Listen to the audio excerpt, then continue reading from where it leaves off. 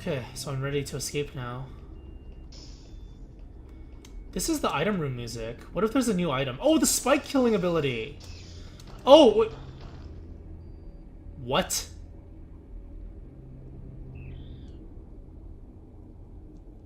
It's the Metroid? The Metroid destroys crystals? Then how are you supposed to get those power-ups? This is the end of the game.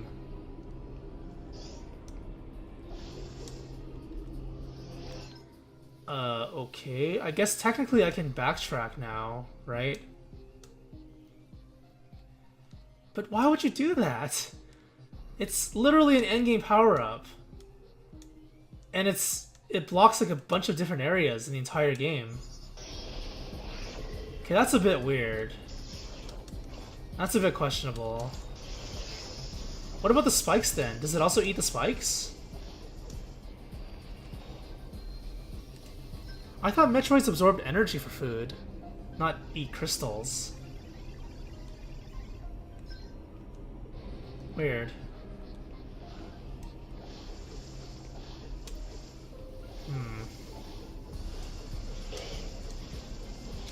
So this is not an escape scene. What is it then? Because the game is over, right?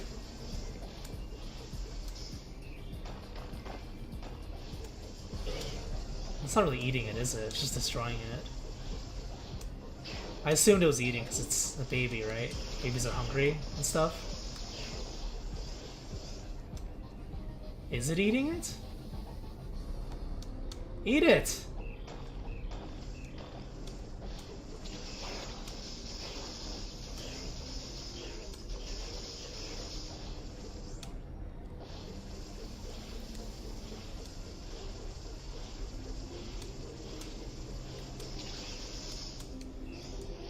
There's also another ability, or another power-up really close by.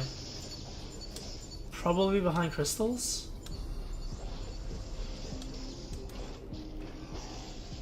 No. It's just lightning armor.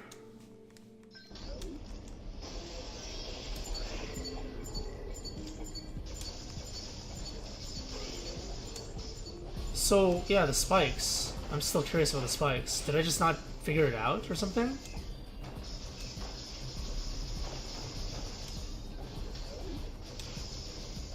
Maybe I just didn't figure it out. Maybe the spikes were already destructible. I just didn't realize it.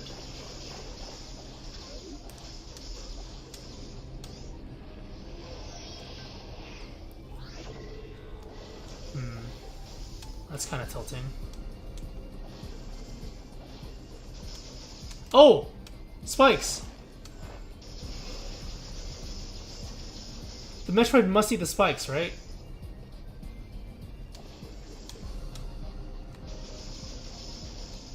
No? Yeah, I'm just... Okay, I have no idea then. I'm so confused right now. So if the Metroid doesn't destroy the spikes, what does?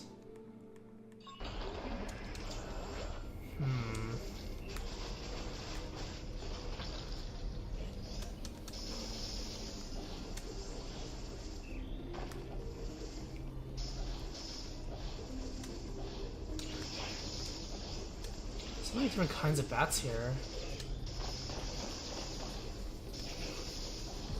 So many different types of everything here. Oh crap. Oh, I missed a spot.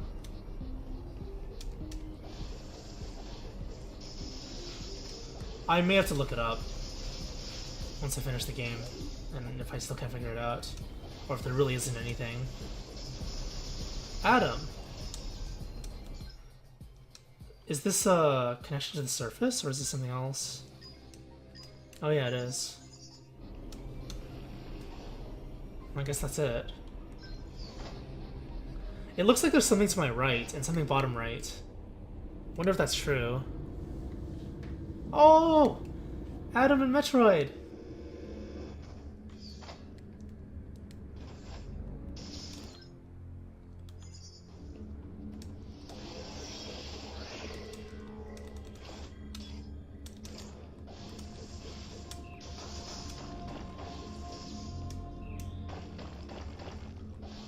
Wow, what a hungry baby. Eating all the spikes, or all the crystals.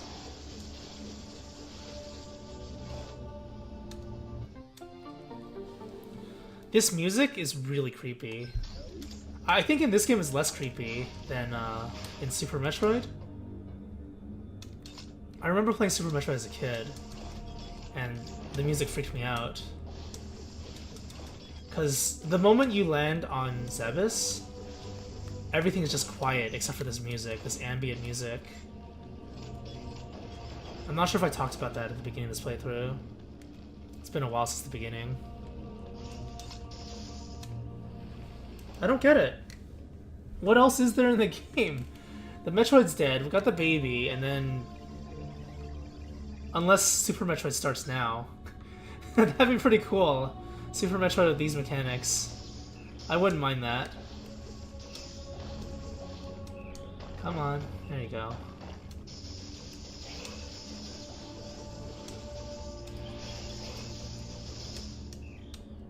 What's underneath?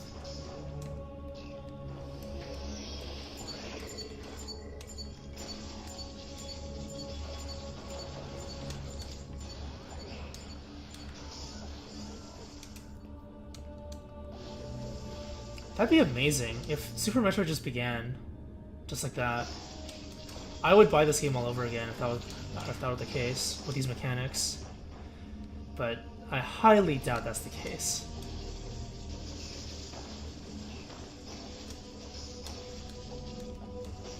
No, damn it! What's up there? Eat it! Eat the crystals! Why is it not eating the crystals?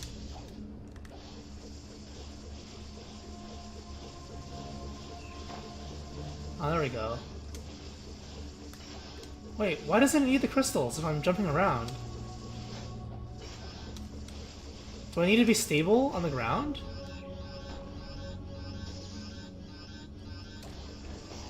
Wait, does it go after what I'm aiming at? Is that what it is? Oh, that's so cool! I thought it just ate everything nearby. But it's what you aim at, right? So if you aim at it for a little while... Oh, it's still not eating everything. My Aeon's getting wrecked. Is it? It is, right?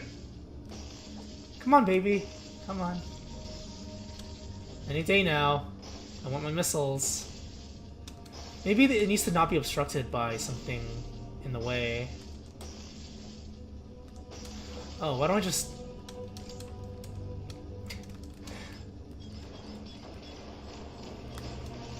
Oh, whoops.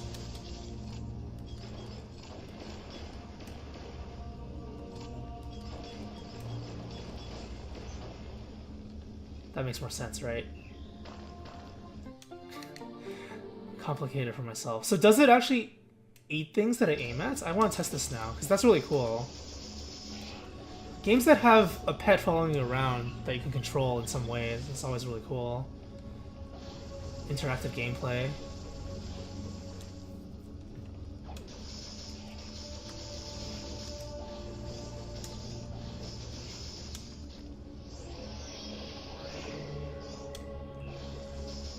Okay, let's try this out. No, let's try this out.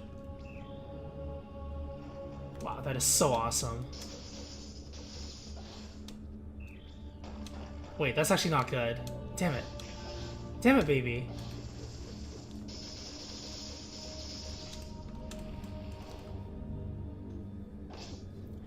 I want to play Super Metroid now. And Metroid Fusion. And then after playing Metroid Fusion, I'm gonna feel empty inside. Because they never continue the story afterwards. Not that the story is important, but it would be nice. And just see what happens next. Because Samus undergoes some pretty crazy changes. And the galaxy is no longer safe. At peace. The ending of Metroid Fusion left a lot of unanswered questions. About the Federation and all that. So do I... Oh, there's more. Do I just leave, though?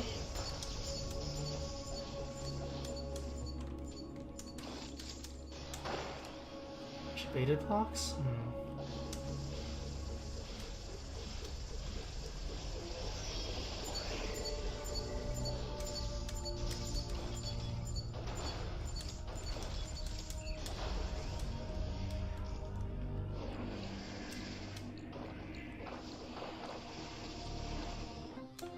There we go. Is there more?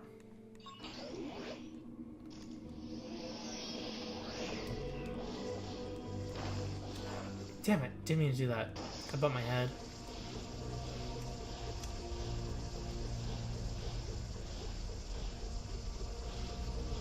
Just want to fill in the map. Where's my ship anyway? No idea where the ship is. Because I don't see the right side of surface, which is where I landed, right? Hmm. Oh! Is that it? Wait, what?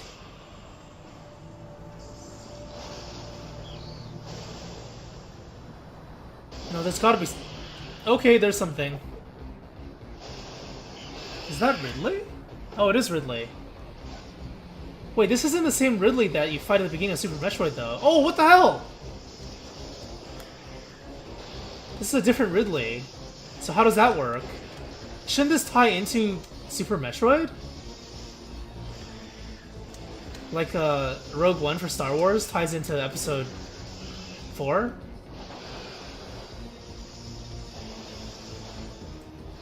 Jeez. Samus, just control your ship. Let your ship blast it out of the air. So that's why there was a long sequence of nothing. Because it wasn't actually over yet. I'm assuming this wasn't in the original game, right? This is some kind of add-on? Holy crap, how do I damage this thing?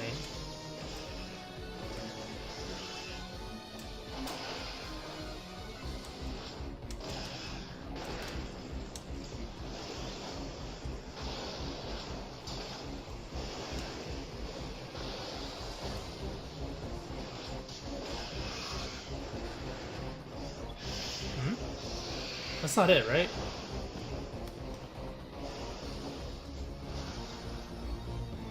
Holy crap, that's so epic.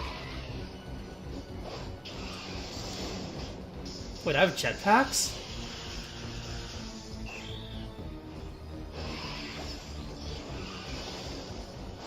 Oh, that's so badass. Holy crap.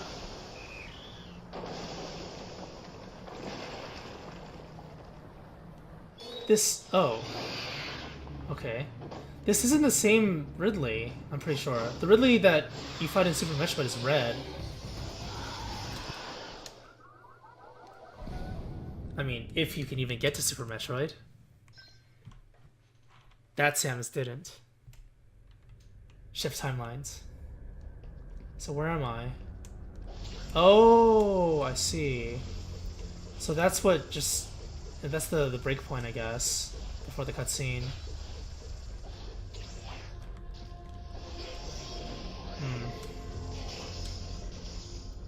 Let's take a look around then, before I do that.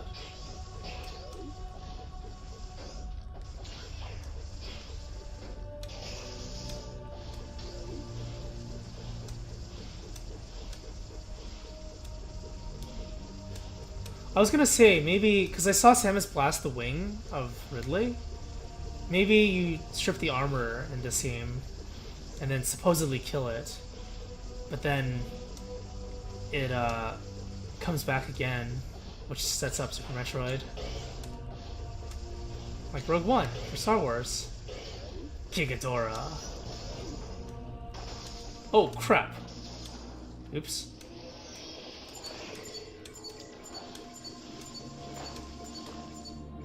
So I still have no way to get past this.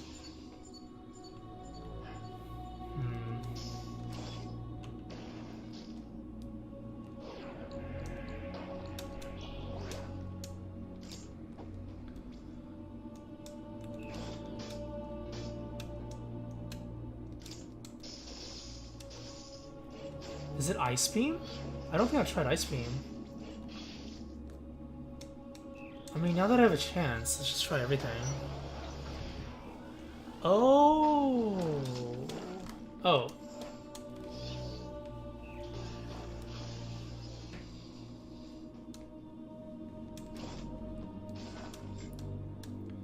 Is it possible that you just can't get past them ever?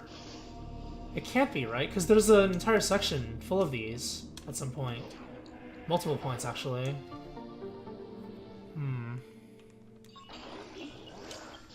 Very suspicious.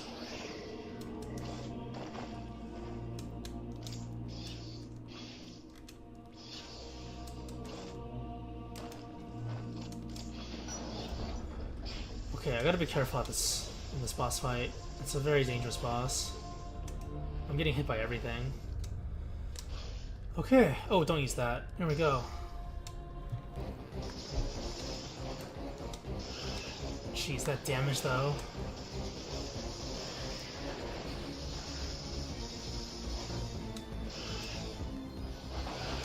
I'm gonna keep lightning armor on. I'm having trouble dodging.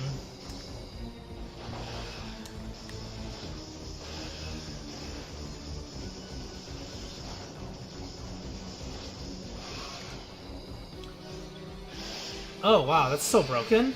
Lightning armor OP. Gotta watch this one again. It's so epic. But the end of this cutscene, when the Ridley got covered in rocks, I thought that that sets up Super Metroid. Break the armor away and stuff. Guess not.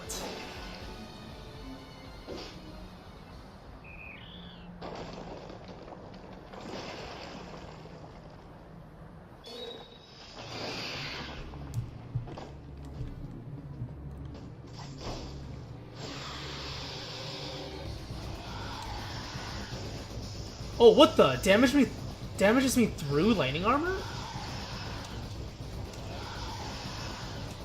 In other Metroid games, Ridley had to be killed with charge shots. So in this one, it's a little bit easier, isn't it? Nice aim, by the way. Is this all it does? How did I die on this? Ow. Oh! I was wondering what it was doing.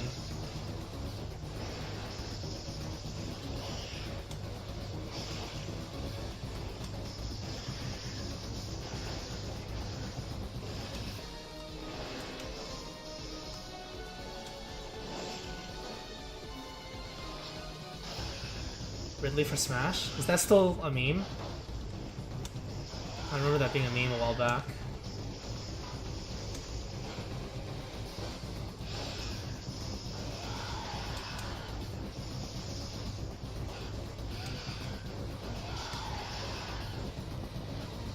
Wait, does Missile not work on it? Because Missile and Super Missile... Whoa! Missile and Super Missile were the weapons that you're supposed to use on it. But it seems like... Oh, Super Missile works, of course. Seems like Plasma is the go-to one for this one.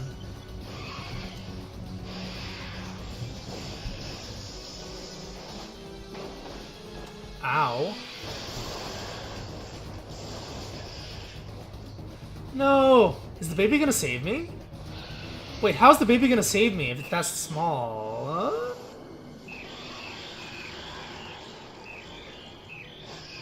But it's just a baby. Oh! It healed me, right? Oh, this music is so awesome. Baby always saves Samus. Oh crap, I gotta get out of here.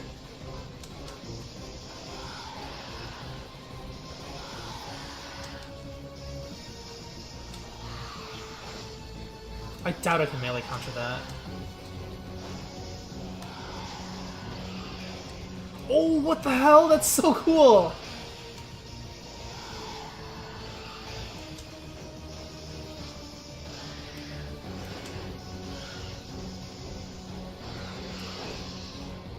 Oh, ow. Ow, ow, ow! Stop it, stop it, stop it!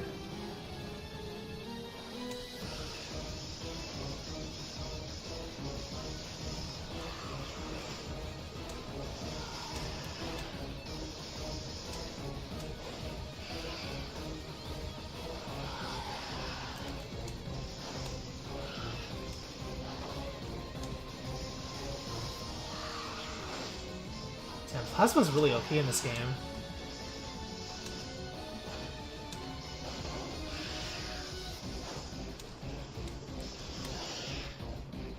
Oh, let me through!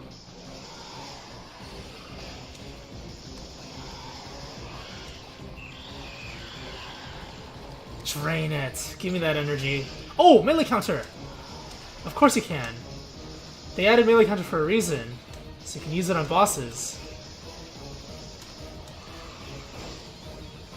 Okay, I gotta be ready for it. It seems like the window for melee countering is very bad for this boss.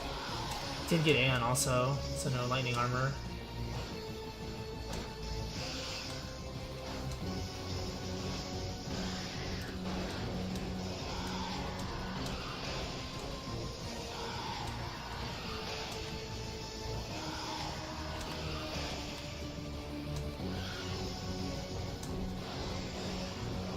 Dodged it this time.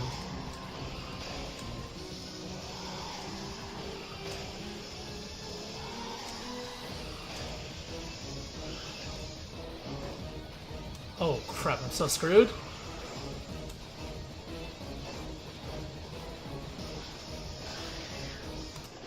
No! No! Damn it. So, yeah, add dodge roll as well on top of melee counter. That'd be really nice. Samus basically keeps on doing it anyway in the cutscenes. Okay, I got this. Third time's the charm, right? Okay. I got hit immediately.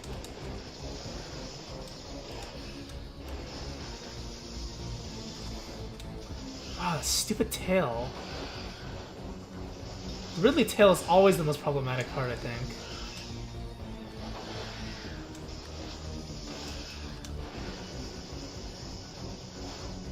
Okay.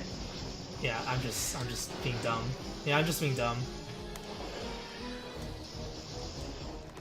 Why am I not using lightning armor? I can just brute force the first phase, right? Because you get fully healed anyway. Damn it, I want to redo.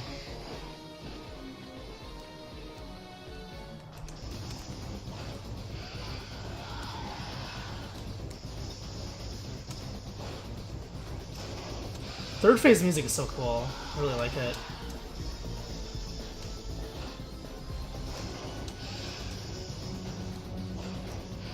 Okay, well, yeah, I need a redo. Third time is not the charm.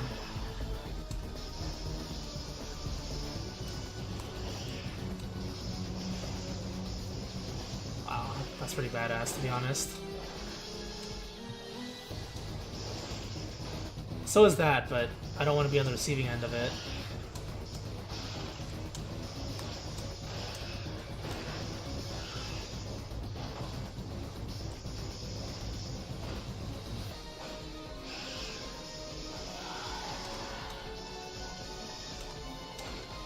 Save me, baby!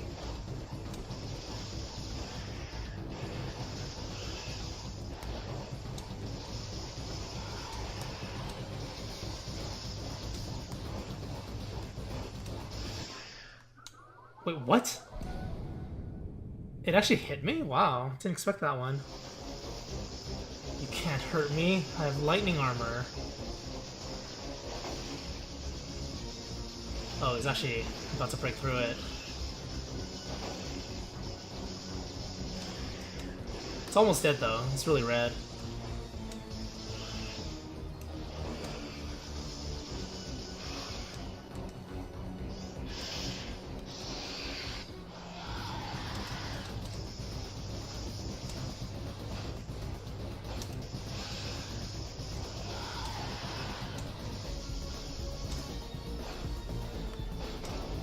Oh crap.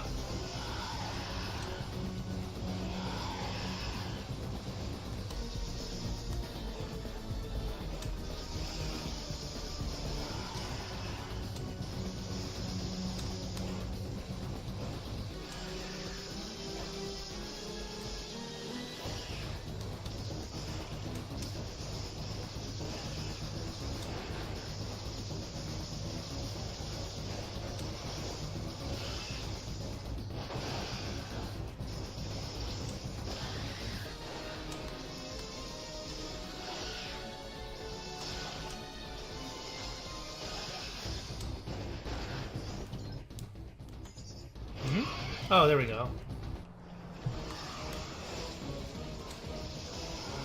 Epic music.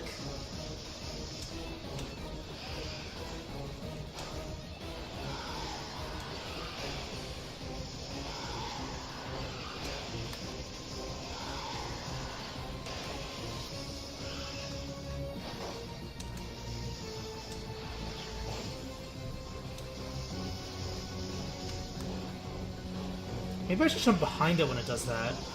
Because it goes forward twice, right? And then I lose DPS.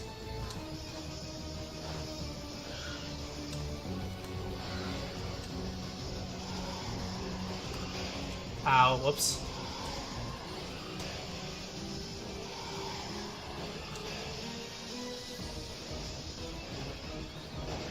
Oops. Okay, this is where I died last. Melee counter! Gotcha! Yeah, blast those teeth. Ventus, Samus.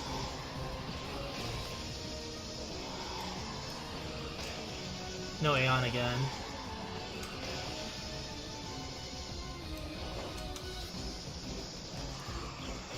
Ooh, whoops. Can jump over.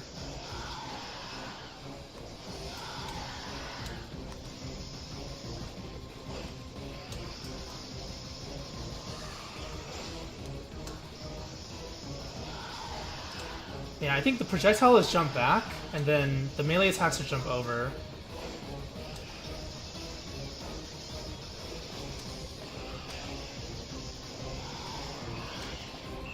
Is that it?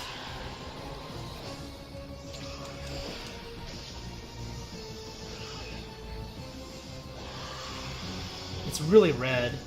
Maybe this is why Ridley's red later. Oh, that's it, right?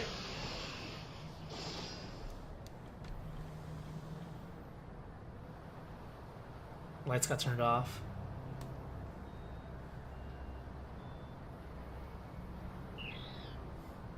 That reminds me of the Ridley from Metroid Fusion, the one that destroys your ears. I don't know what they were thinking. It's not dead, is it? Oh, it is.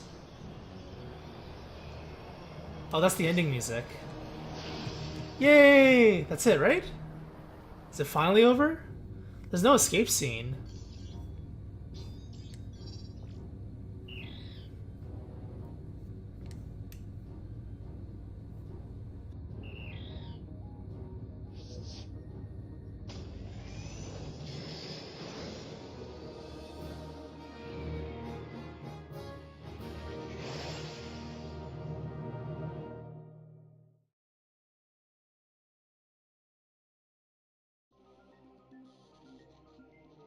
Nice. Alright, let's watch the credits. And there's probably some kind of post-credit thing, as well as how poorly I did in terms of time and item collection.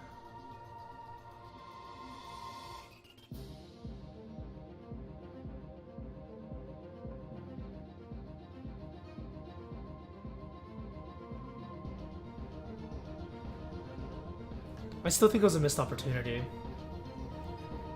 The Queen didn't have like Metroids guarding it, stronger Metroids guarding it anyway. Would have been so cool.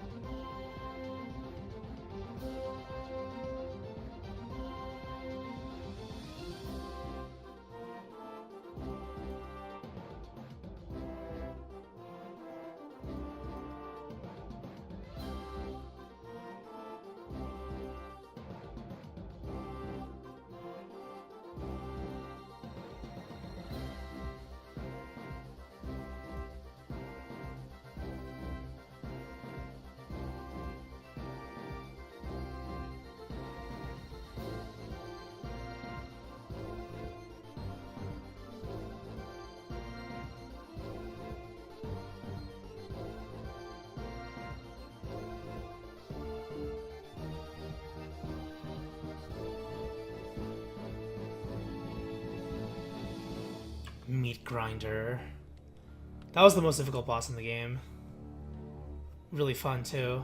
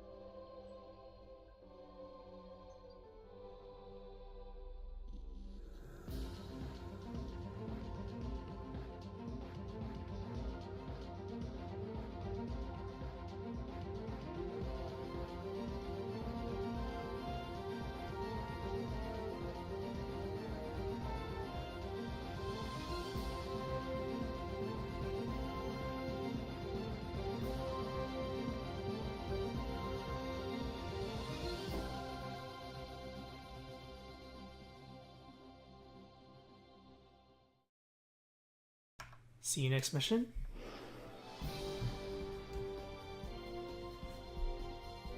What is this, like 8? Oh, not even close. I was gonna say like 8 hours, 9 hours, 11 hours. Get wrecked. There was like almost no backtracking also. So I only got the gravity suit one. No helmet off. No zero suit. Rip.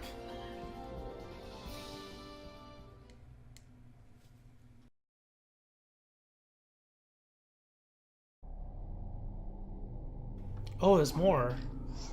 Post-credit scene.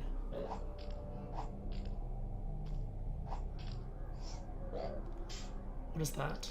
Is that the Ridley Claw? Oh! The X-Parasite!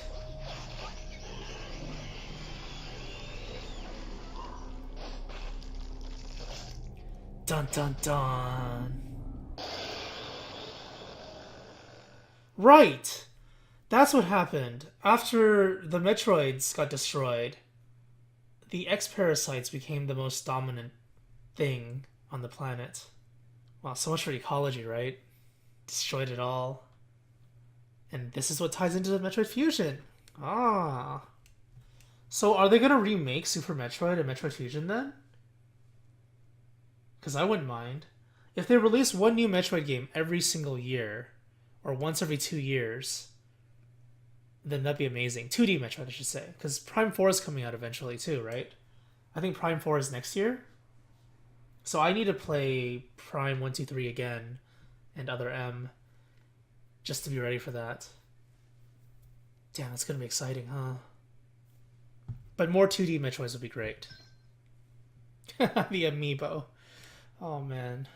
If you actually did get Super Metroid, if this actually did lead into Super Metroid at the ending, which would have been ridiculous, because they're buying 2 games for 1, then the amiibos would be worth buying. But they're so damn expensive. That's the Screw Attack icon. / Samus icon, by the way. I know what Screw Attack is.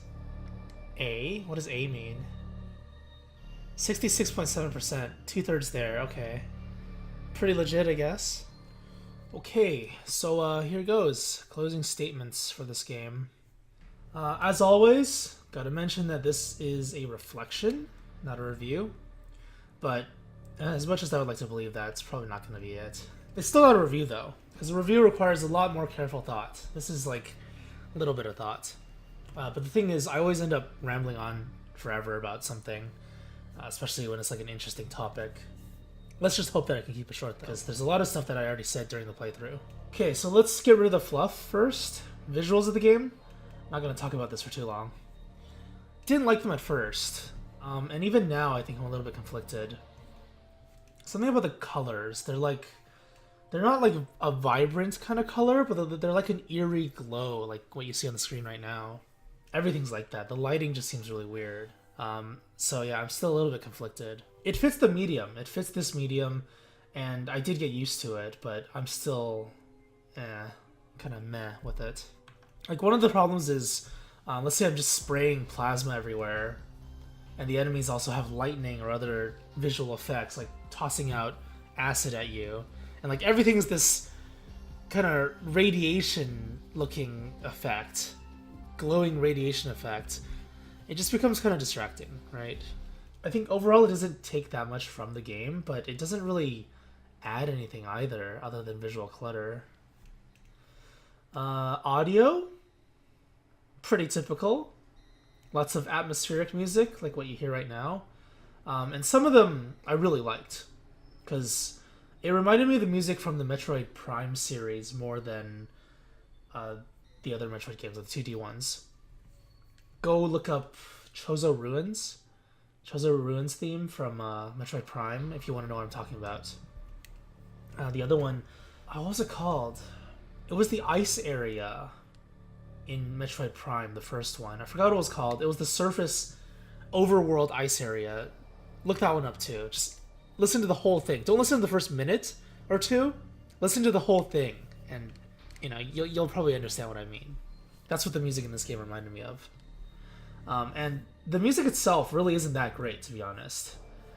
Like, the music alone by itself, standalone, it's not that great. But when you put it in the game, within the context of the game, it's beautiful. And, like, these are the kinds of songs that I really like in the series. The boss battle themes, yeah, they're cool.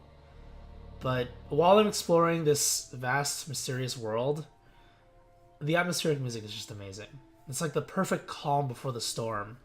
If the boss music is the epic storm, then, the calm that sets up the suspense and all that is equally important, if not more important.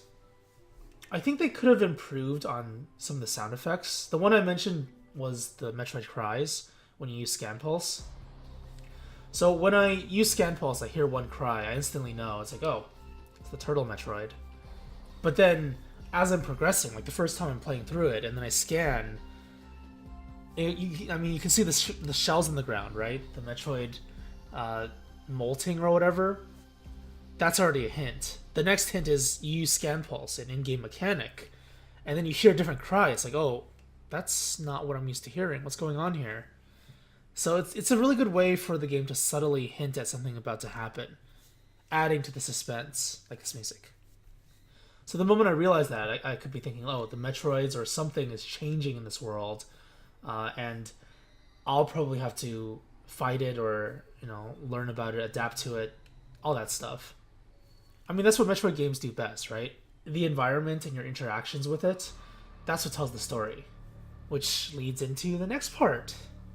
Story. Story in a Metroidvania. We don't really talk about story, especially in Metroid games. I've heard people say stuff like, oh my god, Metroid story is so good. I love how deep it is.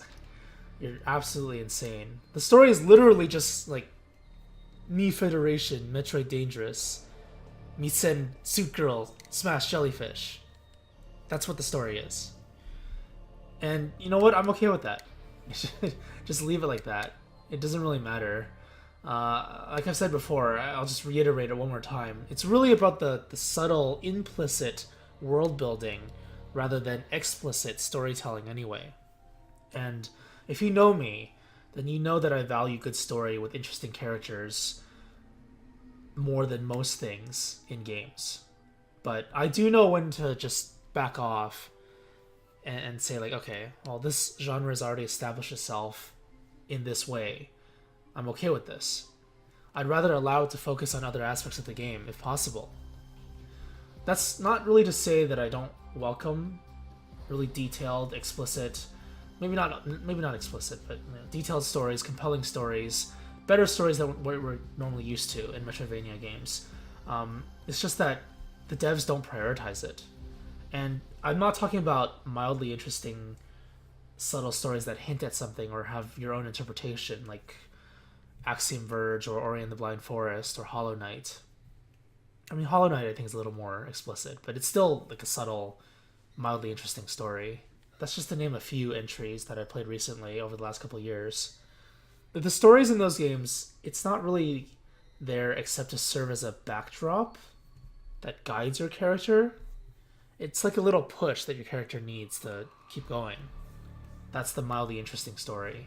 It's interesting enough that you're still invested in the game, that you want to continue, but primarily the reason you continue is because you want to see all of the world and then gain all the cool power-ups. What I mean by improving story in Metroidvanias is I wanted to have impactful and compelling stories like Nier Automata or Soma. Those are games that I played this year. The story makes you question your life. It makes you question what you know about you or the characters, your character's actions, and consequently yourself. Like, what am I doing with my life? What am I doing in this game? What is the point of all this? And then there's usually some, overall overarching message or theme. I mean, that's a little bit subjective, of course, but this is how I usually frame it, and this is where you probably turn off the video because you get offended. But this is how I think, so too bad.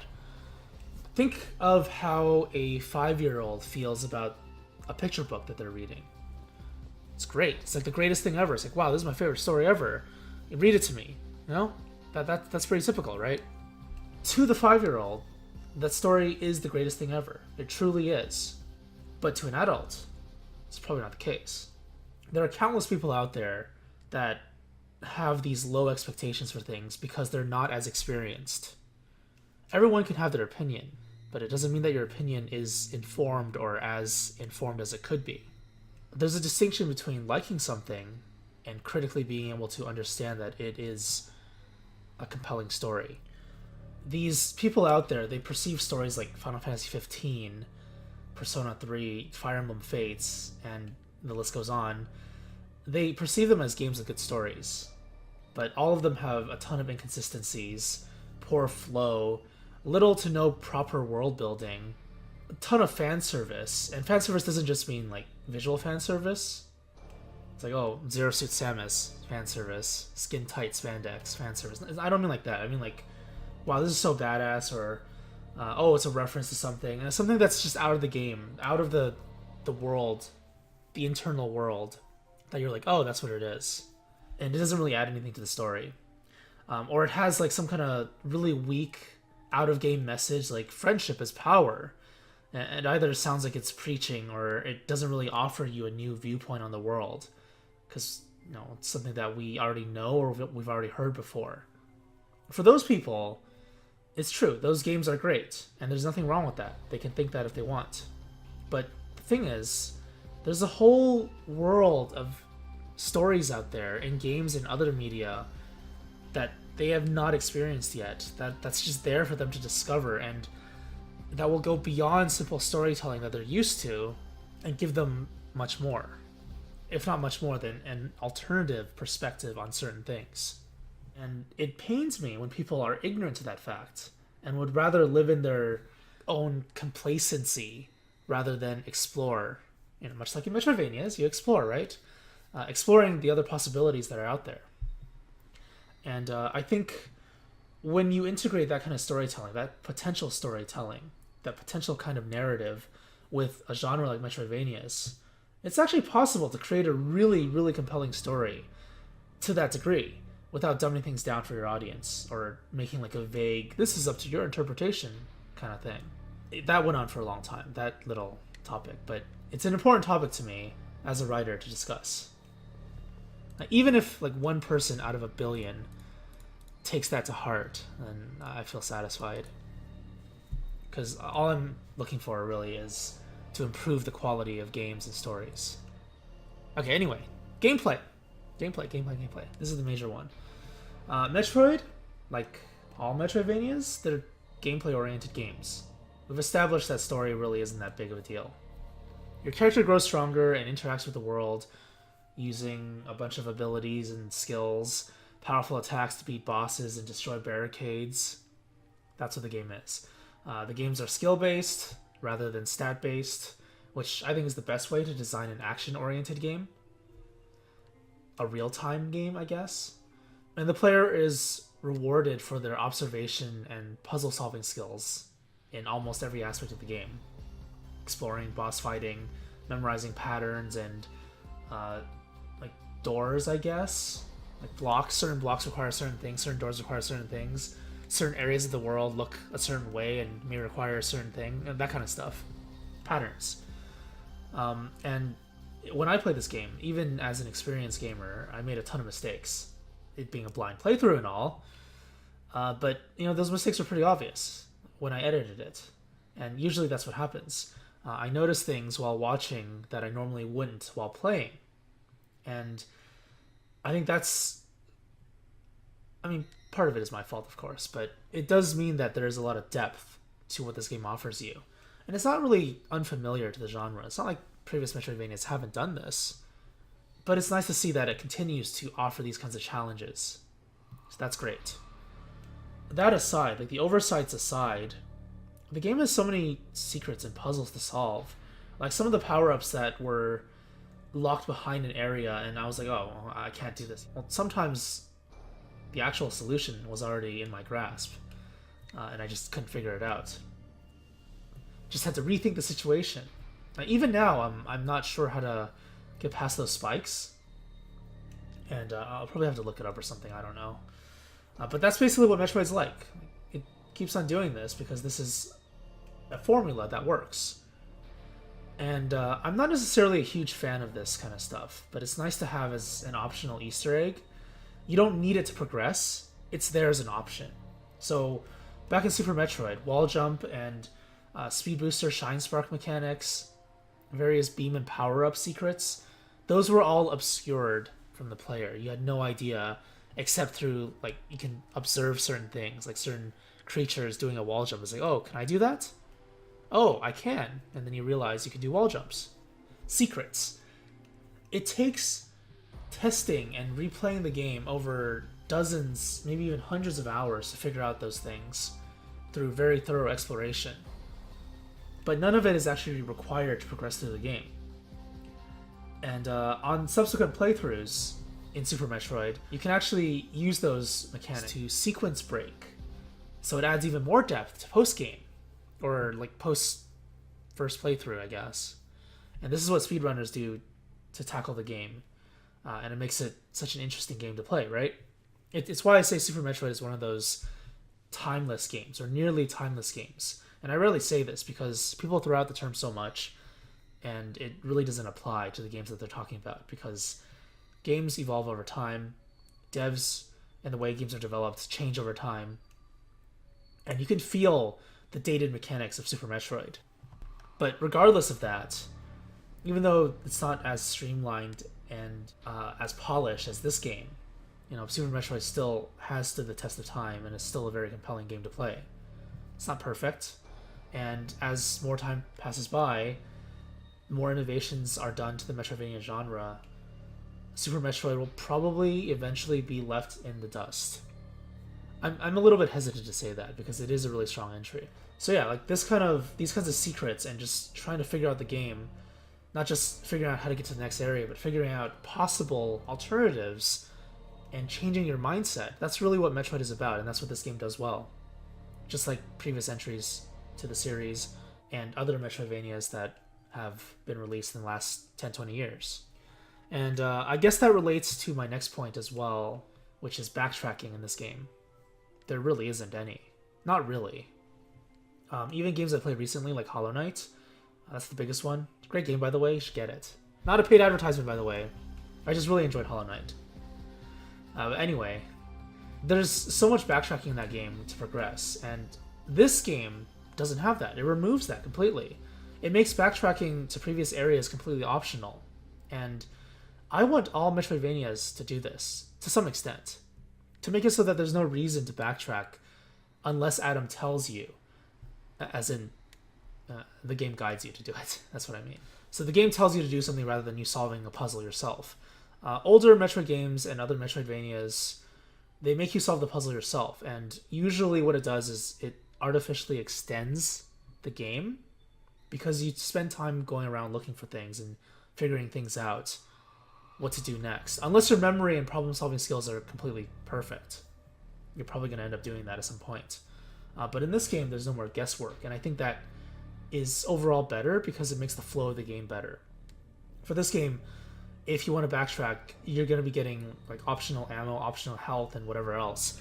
Let's say that the game is too difficult for you for whatever reason. Maybe backtracking is a good idea for you because you want to get some extra power. That's what the game offers you. It's an interesting way to tackle this genre. And essentially what that means is it's up to you, the player, to decide what you want to do, not the game. Player agency is something that every game that has strong game design will have. It's something that they focus on. And this game tries to give you as much agency as possible without kind of tossing you through the mud. If you just want to finish the game and progress at a steady pace, this game does that. But if you do want to backtrack, it really is just up to you. So it's kind of like take your time, that expression. So that's essentially what this is. Okay, so the last couple of notes on the gameplay section. Innovations to this game. From what I've heard, since I never bothered finishing it, Metroid 2 was a really poorly designed game. It's a product of its era, essentially, which is why this game exists in all its remastered and reimagined glory.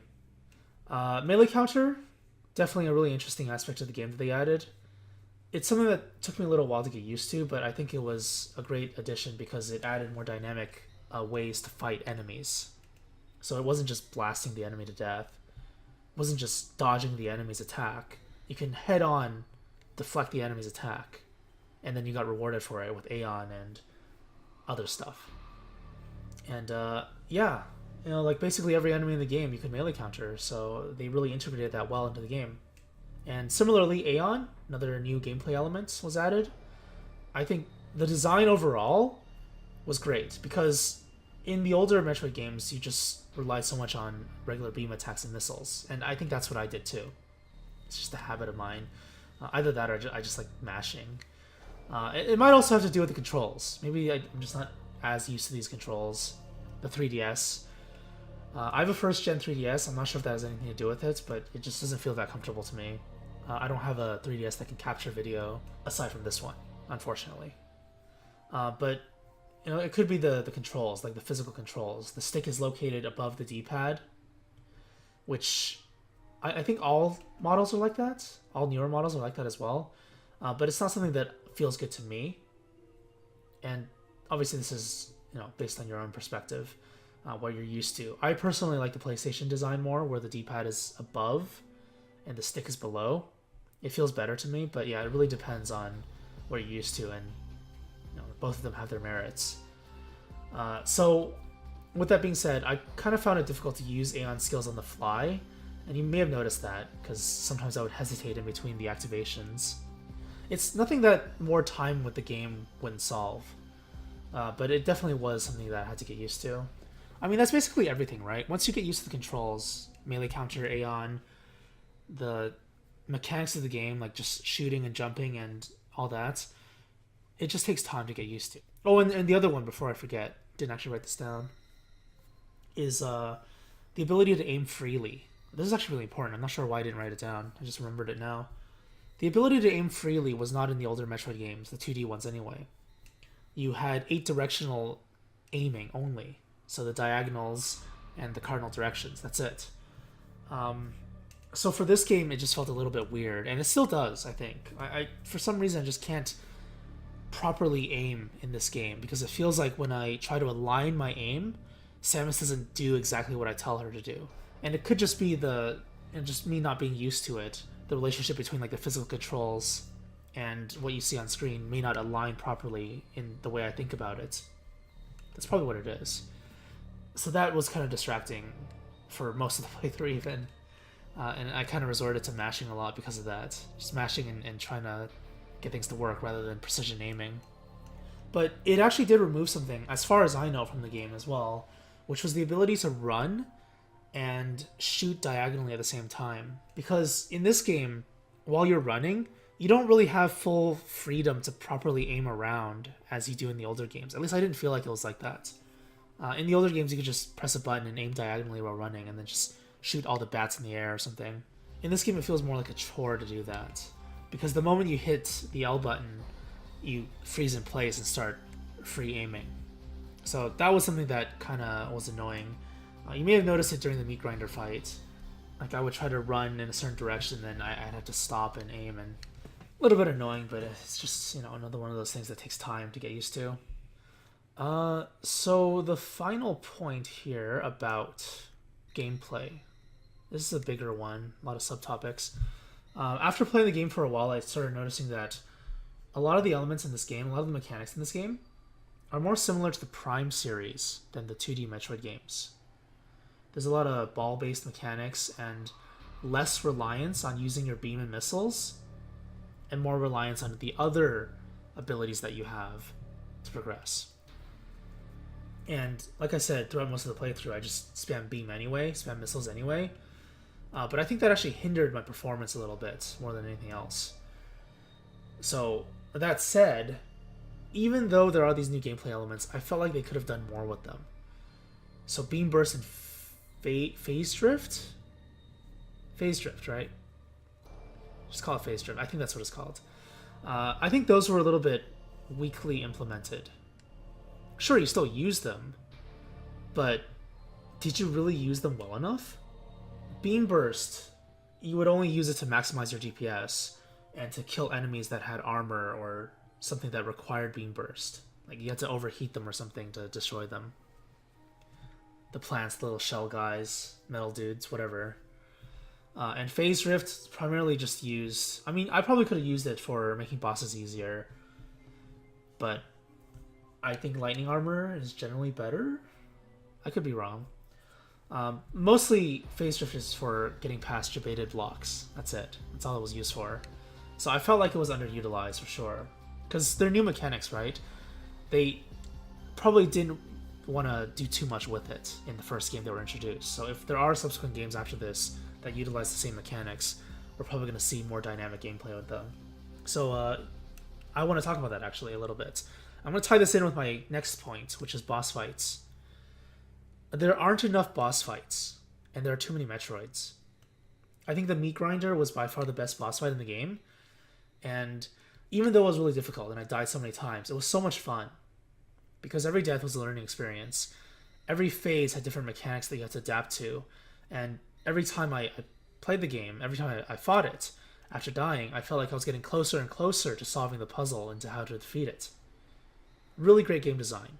Like, one of the best boss fights in the Metroid series. The only problem that I had with it was when I first tried to bomb it, and then it sucked me up with the vacuum, the bombs didn't actually damage it. So when that cutscene played where you get chomped, you don't actually deal damage to it if the bombs fly in. I felt like that could have been done better, because what happened was when I saw that, I'm like, oh, bombs don't do anything? Okay. Then that must mean that I have to do something else. So it kind of threw me off. Luckily, though, I tried it again later on in another attempt. And this is why you should try every strategy like 2 to 3 times in every game, just to make sure you did it properly and something didn't go wrong. Because if I didn't do that, then yeah, I probably wouldn't have solved the puzzle for a much longer time. But yeah, back to the idea of new mechanics, beam burst, phase drift. Since I think every boss except for the meat grinder had something that you could melee counter, why not just do that more? When you melee counter, you recover Aeon. In those boss fights, you melee counter them and you recover Aeon. You gain access to Aeon abilities. Use them. I think this game would have been a lot better if more boss fights did that. Or if there were more bosses in general that weren't Metroids and you could actually do that.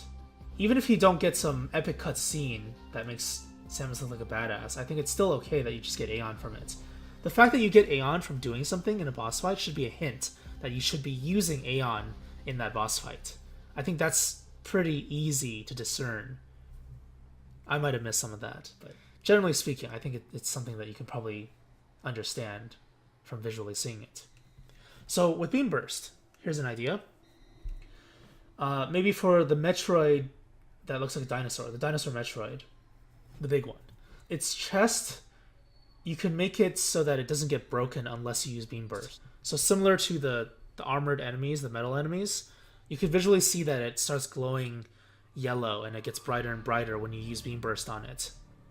I mean, you can still damage it by hitting its head, but the normal part of it, when you hit it, it glows that yellow effect. So it's like, oh, I've seen this before.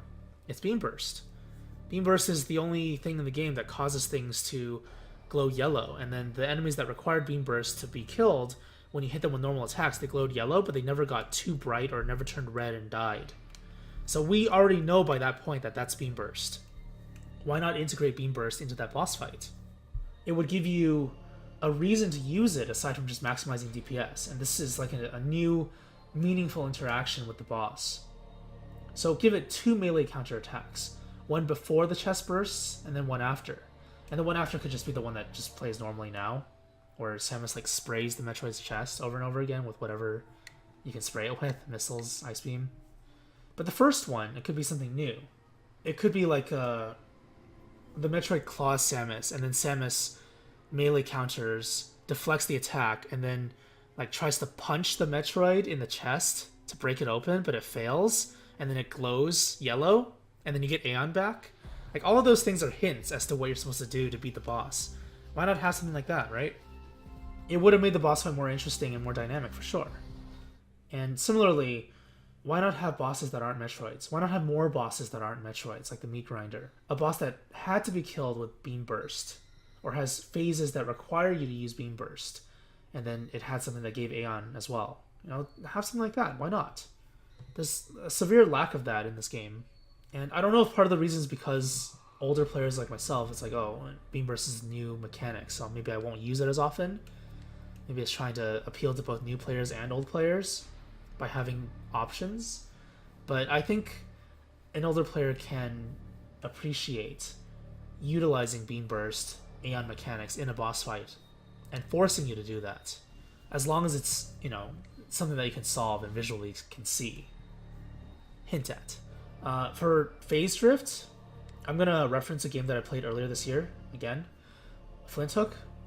In Flint Hook, you had the ability to slow down time, and there was an enemy in the game that had this shield around it. But if you pay attention to it, it wasn't really a shield. It's them swinging this giant ball and chain around themselves, and using that as a shield. And the only way you could damage them was if you slowed down time to make the ball and chain move slower and then shoot in between it. That's the only way to make it vulnerable to attacks. And I think this game could have done that easily. So, for example, this is another problem too. We went into a Chozo lab and there were no Chozo enemies, aside from birds in the walls. It's kind of lame. Should have been a Chozo boss. So why not have some kind of ancient Chozo machine boss? Like Chozo statues. Like they've always been a thing, right? Maybe you can have a Chozo statue that can only be damaged with missiles. But if you don't slow down time, it deflects your missiles too quickly, and you can't damage it effectively or at all, whatever they decide. And I guess make it so your missiles don't get slowed down by phase drift, because game logic. You know, that could be an interesting way to kill the enemy, slowing down time so that you can actually do damage. And, you know, don't stop there. Keep going. Maybe the Chozo statue could stomp the ground, and it temporarily changes the regular blocks into jebaited blocks that make you fall into a pit. And then inside the pit, you could have electric flowers or something similar to that that requires lightning armor to mitigate damage. So you have a decision to make. You can fight it inside the pit with lightning armor on, or you can prevent yourself from falling in the first place by using phase drift to not fall when the blocks get changed. And then you can just fight it on the top platform again. Things like that, meaningful interactions, decision-making, dynamic gameplay. That's what this game needs more of, instead of just Metroid. I honestly think it was a missed opportunity that they didn't utilize Aeon more in boss fights, and they almost strictly used it for progressing through areas and exploring. Missed opportunity. Kind of like Metroid refights. I'm still a bit upset about that one. I think it would have been really cool to have more Metroids guarding the Queen, right? Makes sense. But regardless of that, I mean, I always criticize things because I want them to be better, whether it's story or gameplay. Regardless of all that, I think this game is still really well designed and well polished. And it's hard not to love it, whether you're a Metroid fan or a new player or even someone who can just appreciate good game design. I think this game does it all. And I think I said this in the opening statements. I was hesitant about this game because Mercury Steam developed it, and because Castlevania Mirror of Fate was such a mediocre game, but this game far exceeded my expectations. Even though it was Metroid, and Mercury Steam, it was really much more than that, and it was seriously enjoyable. And that's all I have written for my notes. So the conclusion. To end this all up, great game. Definitely would recommend it if you're a Metroidvania fan. If this is your first Metroid, I highly recommend playing the older ones. But if you enjoy the mechanics of bosses like the meat grinder, then I think you would like Metroid Prime more. It'd probably be closer to your expectations because a lot of the puzzles in that game are similar to the ones in this game. I think, anyway. The Prime series. If you want to just take a look back at how this Metroid came to be, don't play the first and second Metroid, the NES and the Game Boy ones. They're awful games. Play Super Metroid and Metroid Fusion if you want to get a feel for the series. Both of them are actually quite different. Super Metroid kind of throws you into a jungle and lets you fend for yourself, and Metroid Fusion has Adam. Yay, we love Adam. But for both of those games, because they're older games and less polished by today's standards, it's just something that you have to be a little patient with. Still, they're really solid. So going forward, I really think they should continue with the series. I'm pretty sure this game was well received. So if that's any indication for Nintendo and other developers that may be interested in going into this series and developing for the series, it's a good sign, right? I'm seriously welcoming a remake of Super Metroid, Metroid Fusion, and any subsequent entries. All of them would be absolutely amazing. Really excited for Prime 4 as well, but I think I would welcome the remakes and a brand new 2D Metroid even more than Prime 4. If it's done like this game, but better. Just improve on this game, right? That's what game design is all about. You take a game that's great, you make it better, and then you make that game even better than the one before that, and then you just keep going on and on and on. When does it end? Where will it end? Who knows? But all we can do is move forward, right? So yeah, that'll be it then. That'll be it for Metroid Samus Returns. Hope you enjoyed this long journey as much as I did. If you made it past the closing statements, this is my clap for you. I'm Ventus. Thanks for watching. Hope you enjoyed it. And I'll see you next mission.